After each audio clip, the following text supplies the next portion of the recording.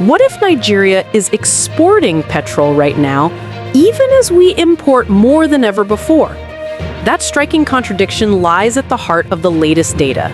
In Q2 2025, Nigeria exported petrol worth 371.54 billion naira, even while it remained deeply reliant on petrol imports to meet domestic demand.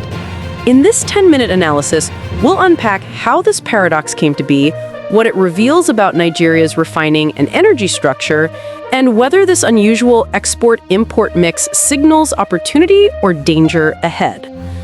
1. The numbers that shock. Exporting petrol for the first time. In Q2 2025, Nigeria exported premium motor spirit, or petrol, valued at 371.54 billion naira, a milestone in the country's fuel trade history. It marked the first recorded major petrol export since the Dangote Petroleum Refinery began operations. Simultaneous import dependence. Despite the export, Nigeria still imported vast quantities of petrol to plug the domestic supply gap. In Q2 alone, the country spent 2.3 trillion naira importing petrol, up from 1.76 trillion naira in Q1. Over the first half of 2025, petrol imports totaled about 4.06 trillion naira. So while Nigeria is exporting refined petrol in one direction, it continues importing heavy volumes in the other, a dual posture that raises questions. 2. How did we get here?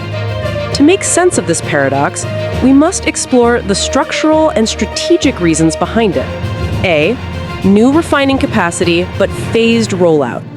Dangote's refinery, Africa's largest, was designed to supply domestic fuel and reduce import dependence. But full capacity is still being ramped.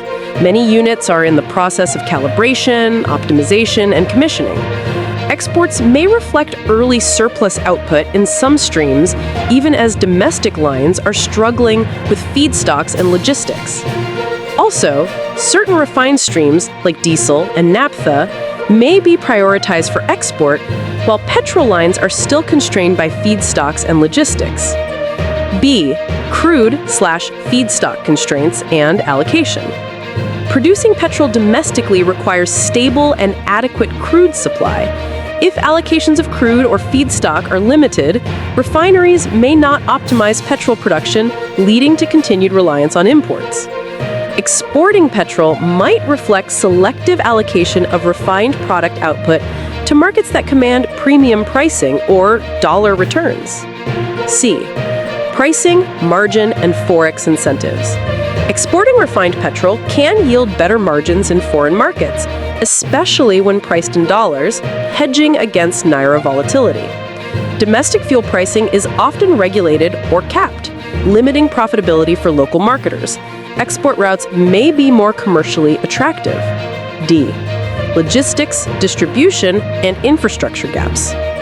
Even if fuel is refined locally, delivering it across Nigeria's vast geography, pipelines, roads, storage, remains a challenge.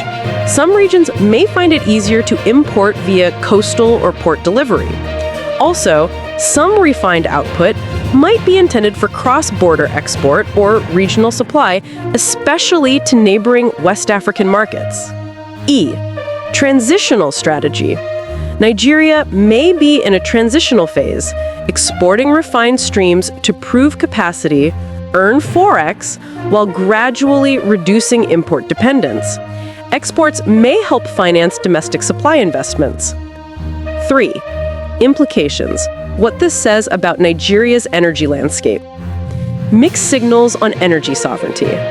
Exporting petrol while importing indicates that true fuel sovereignty is still elusive. The refinery is not yet fully integrated with the domestic supply chain in a way that tilts the balance decisively. Forex revenue versus local subsidy burden. Exports generate hard currency revenue, which is valuable in a nation with FX constraints. But if imports remain necessary, gains might be negated by forex outflows in import payments, a zero-sum dynamic. Stress on refining and infrastructure. This dual strategy places additional burden on infrastructure, storage, pipelines, logistics, since surplus exports and import management both demand robust systems. Price and affordability risks. If domestic supply is insufficient, prices may remain high or volatile. Import dependence also exposes Nigerians to global oil price fluctuations, shipping costs, and forex scarcity. Policy and regulatory consistency. Nigeria's regulators, energy planners, and fiscal authorities must align policies so that exports don't cannibalize domestic supply and imports don't erode the benefits of refining capacity. 4. Challenges and risks to watch. Export-import clash.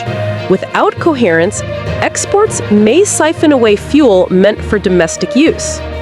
Export-import clash. Without coherence, exports may siphon away fuel meant for domestic use.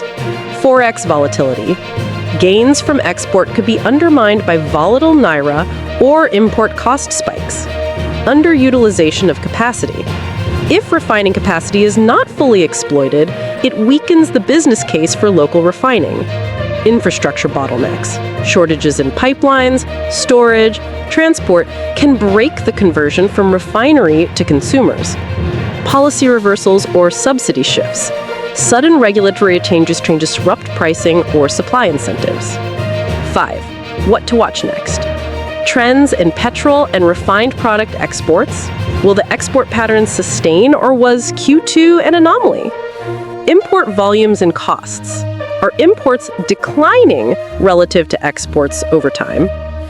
Utilization rates of Dangote and other refineries. How efficiently is the refining capacity used? Domestic pricing and subsidy moves. Regulatory shifts could influence import-export balance. Relay with regional markets. Nigeria may leverage exports to West Africa if domestic demand is saturated.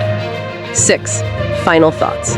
That Nigeria exported 371.54 billion naira of petrol in Q2 2025, even while importing trillions of naira in petrol, reveals more than a statistical oddity. It highlights a transitional, tension-filled energy economy trying to reinvent itself. The Dangote Refinery is not yet the full game changer. It's a promising engine, but the road from refining to domestic dominance is uneven, infrastructurally challenged, and policy-dependent. Nigeria's energy future depends not just on building refineries, but on integrating them into a system where exports and domestic supply align, not oppose. Thanks for watching. If you enjoyed this update and want to stay informed with fast, reliable news, don't forget to subscribe to Newsflash 360. Hit the notification bell so you never miss a story. Your next headline is just seconds away.